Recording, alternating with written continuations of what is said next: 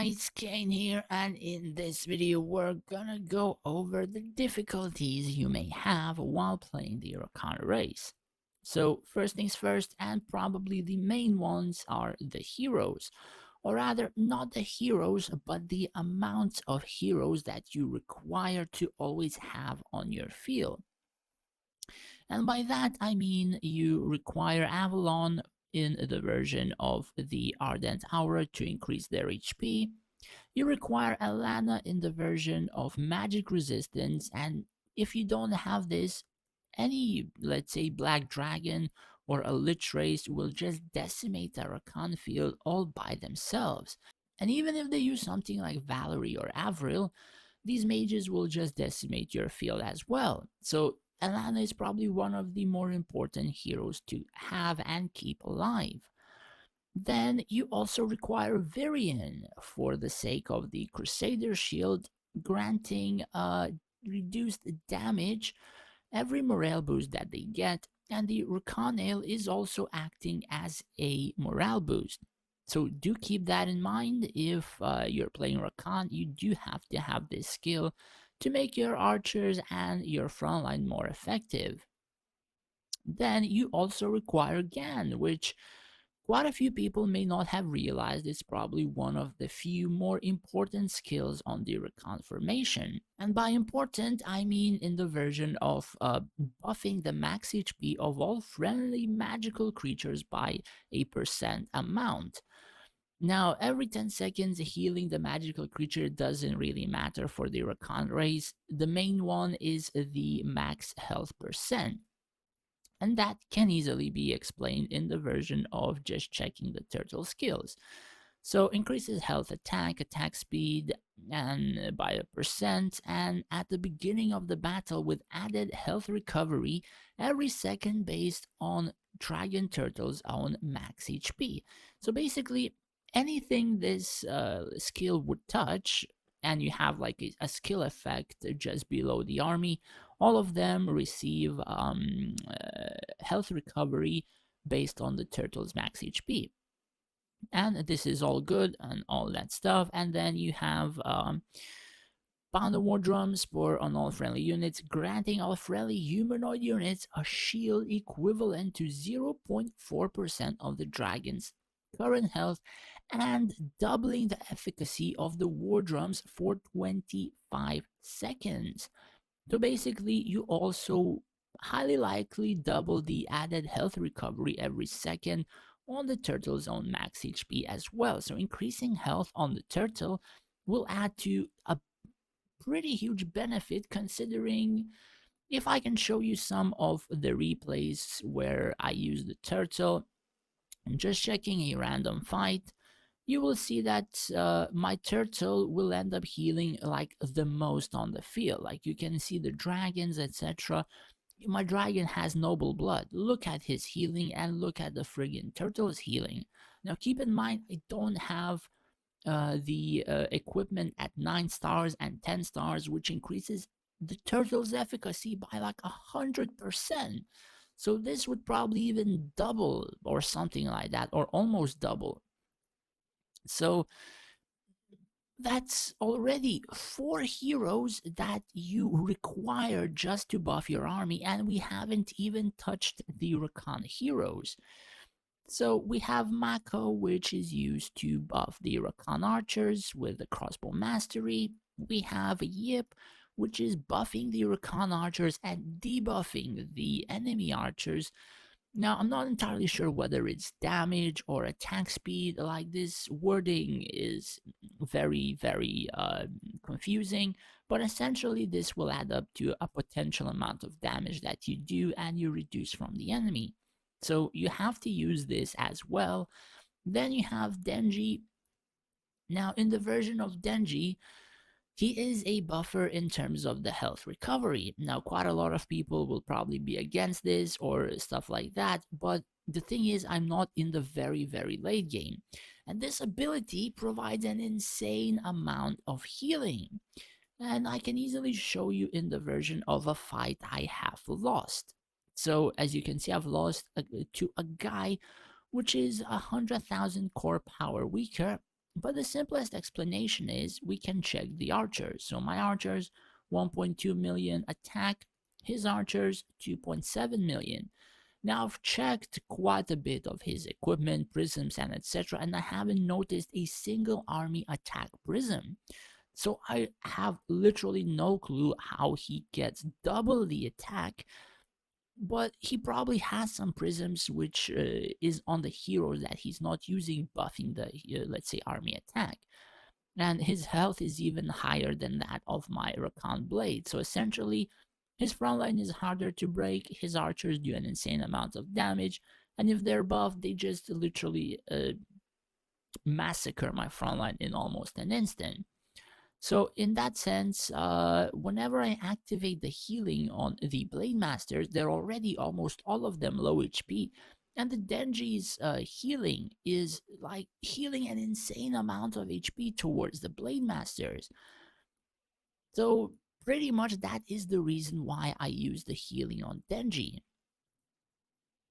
I'm not entirely sure how well it will transfer to a very late game and so on.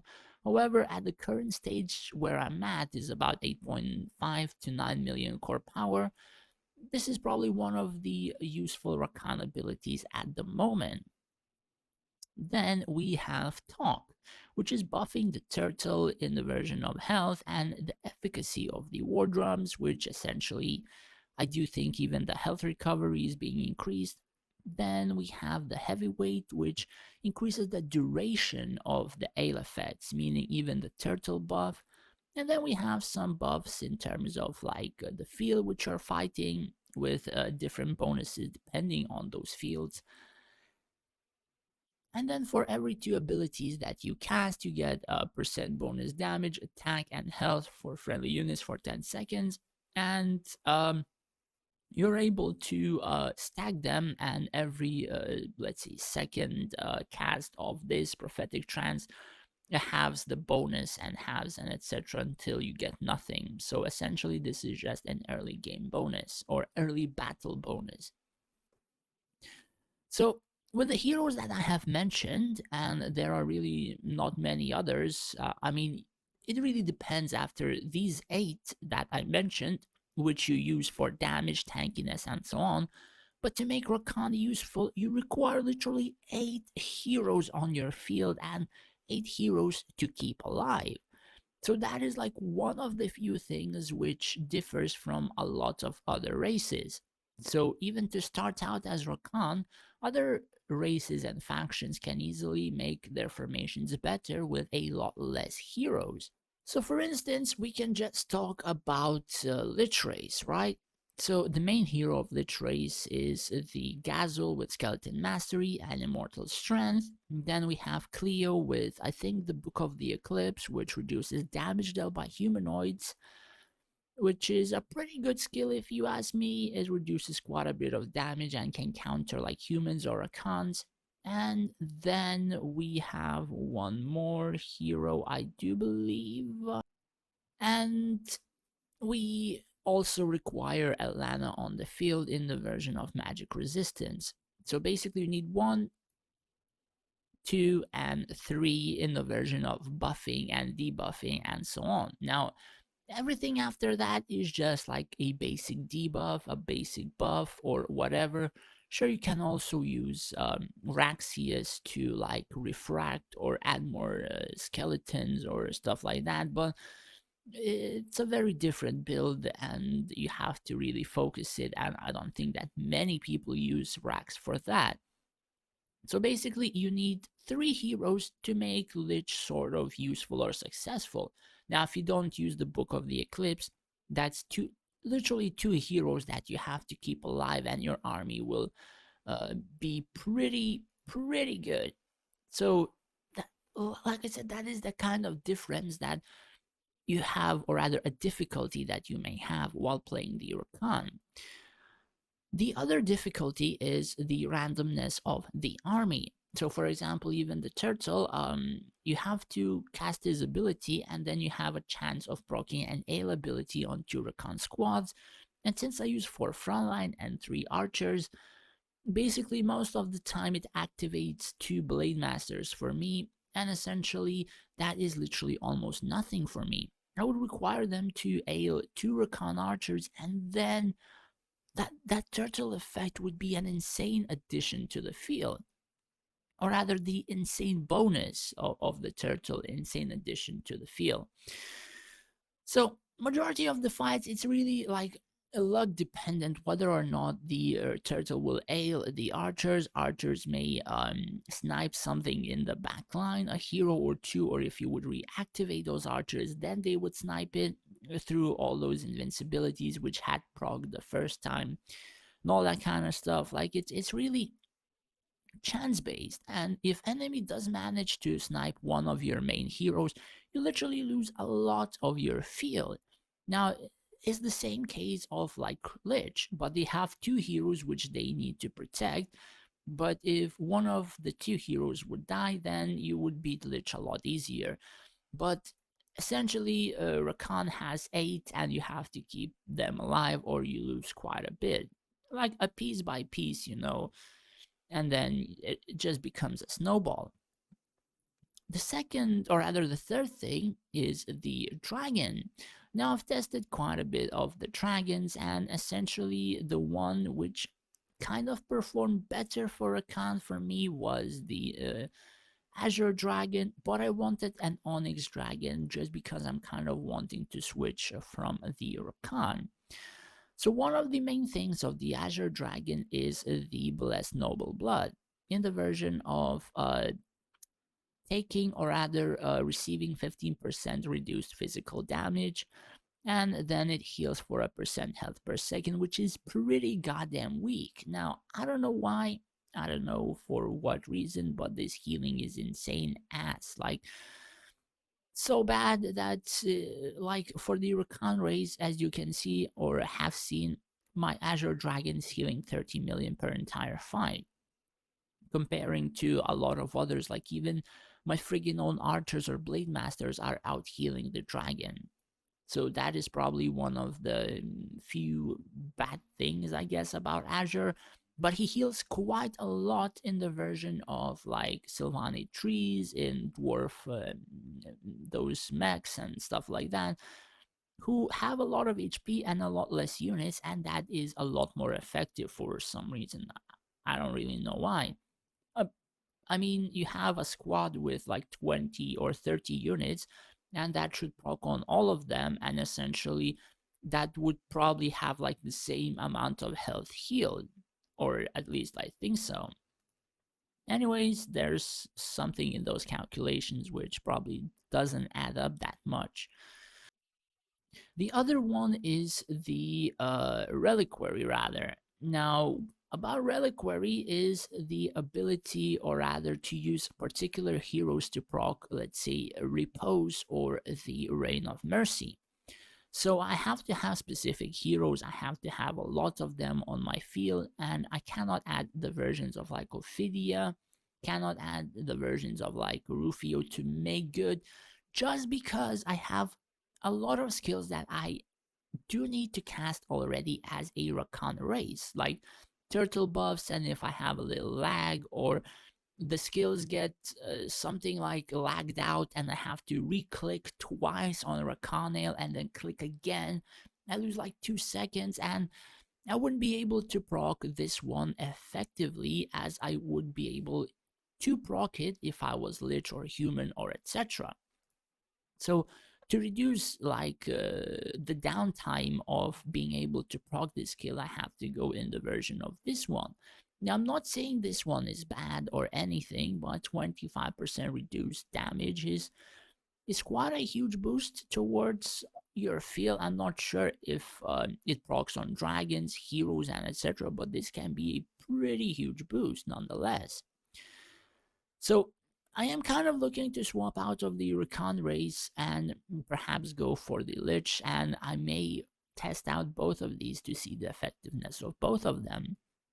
But essentially, I think my go-to would be the Repose if I was able to use a few other heroes to actively and efficiently proc this skill.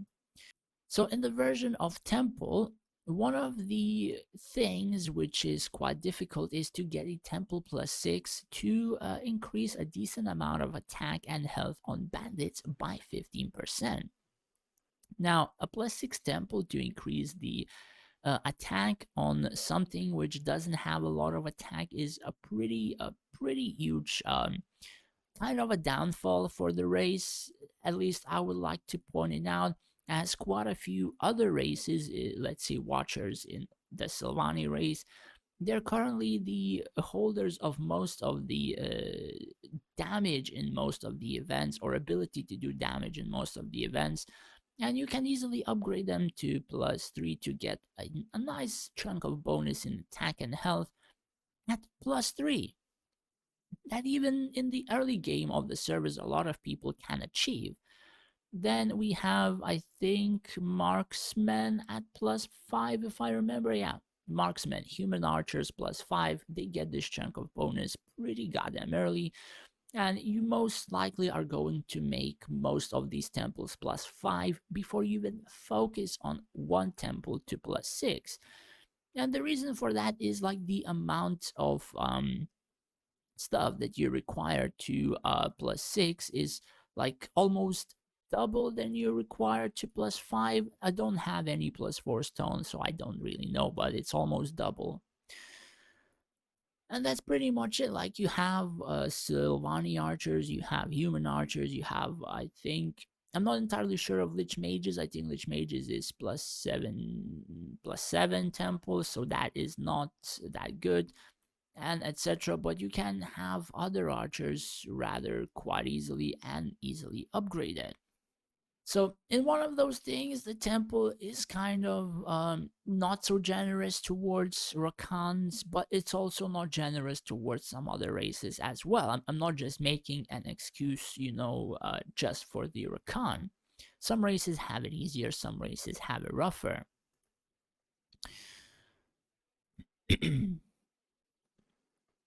And one of the main things, I suppose, in the Rakan race, which is quite crucial for you to know, is the events and the difficulty in them. Now, Rakan race is probably one of the most garbage races to play in events, and majority of the events I actually swap out to either Lich or Sylvani or Dwarf, just because those races are a lot better. So if you're wondering why Rakan suck in most of the events, it's just because it's Rakan. It's not good in almost any of them. Sure, there are events like Crisis Prophecy. If the people don't know specific formations or specific units, then you can easily rank higher with Rakan and make it better than them as Rakan. Because Rakan shoot through the front line and they can kill some back line and add you some seconds which you would not be able to use with others, but that is really depending whether you have particular buffs or bonuses or not. Now there is another event, but I forgot which one or how it's called. It's one of the events where you place one hero and you can place dragon and a couple more units, and you're required to be as fast as you're able. So in that one, I think Rakan are also a lot faster, but it really depends on your dragon whether or not you rank higher. So that aside, Rakan are probably one of the worst in events, and events is where you get free Linari like here, and there are events like, let's say, even destroying the city, right? So for example, I destroyed a lot and I got a lot of Linari. Now, to participate in this event, depending whichever way you play the game, I was actually a dwarf in the city destruction event. So I'm mainly playing Rakan, but for events I switch to, as I said, dwarf, lich, or Sylvani. So basically, 50% of the time I'm not even playing Rakan while I'm playing Rakan, if you understand my point. So if you're going to be playing Rakan, you have to manage quite a few races for specific events, and then you have to focus on your Rakan race for the version of PvP and so on. Personally, I play Rakan just because I love like the interface of the city. Then I love Silvani just because the interface of the city or the UI of the city or whatever. However, I don't like quite a few others, and that is why I always stick to Rakan. I don't know. Whenever I enter a city, like I really do like the view, like the traditional Chinese style of the view. So to swap to something like human or dwarf or whatever, like the view is rather quite bad to my eyes. It's either too bright or too disgusting, and that is probably one of the main reasons why I stick to Rakan so long. So, as I said, whenever I probably get a Onyx dragon, I will replace my current dragon and go for Onyx. I almost had one a couple of times, I think, but I just removed the hero predation with the I believe that's Eternal Void, and then it messed up the dragon. So yeah, that happened. Anyways, I do believe that is pretty much it. I think there are a couple more difficulties that you may face while playing the race, but I cannot really remember them from the top of my head, so we'll leave this video at that. Thanks for watching, guys. Hope this was useful to you. Take care and stay safe out there.